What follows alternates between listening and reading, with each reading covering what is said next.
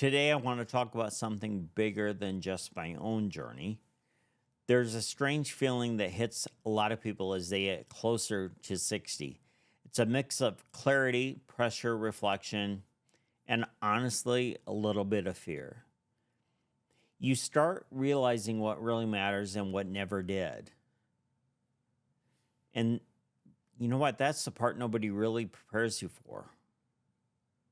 As I move towards turning 60, something unexpected has been happening. It's not just me, but it's almost every conversation I'm in with friends my age. People start asking different questions. Not how much money am I making, not what's the next big thing, not how do I get more attention, more status, or more approval. Instead, they're asking things like, who am I really becoming? Did I use the first 60 years wisely? Do the next 20 to 30 years even look like the life I want to live?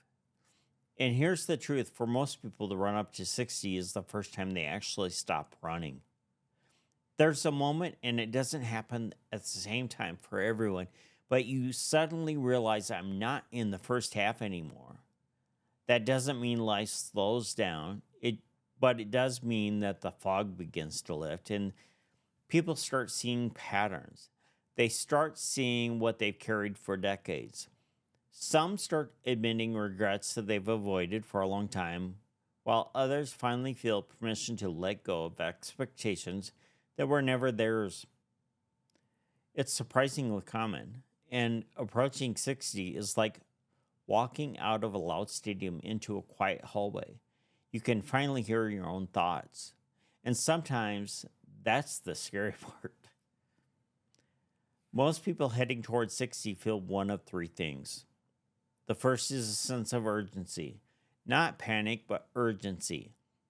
I don't want to waste the rest of my life doing the wrong things. The second is a crave for simplicity. They're tired of clutter, physical, emotional, and relational. They want life to be cleaner, lighter, and more intentional. And the third is a desire to matter, not in a loud way, but in a way that feels real through their relationships, their legacy, and the way they show up each day. And if you're watching this and heading towards 60 or you're past it, you know exactly what I'm talking about. And look, I'm not exempt. You probably noticed through these episodes that I'm wrestling with discipline, routines, priorities, and sometimes I'm not hitting the marks I set for myself. But here's the shift. When I talk about walking into 60, I'm not talking about becoming a different person. I'm talking about becoming the person I should have been a long time ago. Disciplined, intentional, and clear. Not perfect. I just want to be honest on this, and I think a lot of people feel that too. Here's the insight for today. Approaching 60 isn't about winding down, it's about waking up. This is where a lot of us finally get serious about the life we actually want, not the one we drifted into.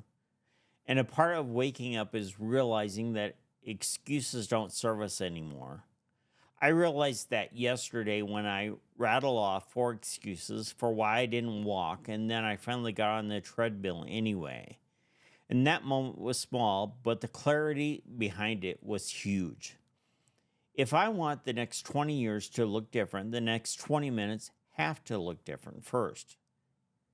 So here's your takeaway.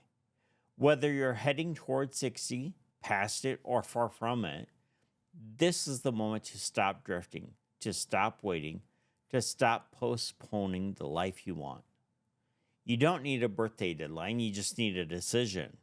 One decision today, one step today, one honest conversation today. One small thing that makes tomorrow just a little bit better. I'm Kirk Taylor. This is Day to 60, and I'll see you tomorrow. One day better.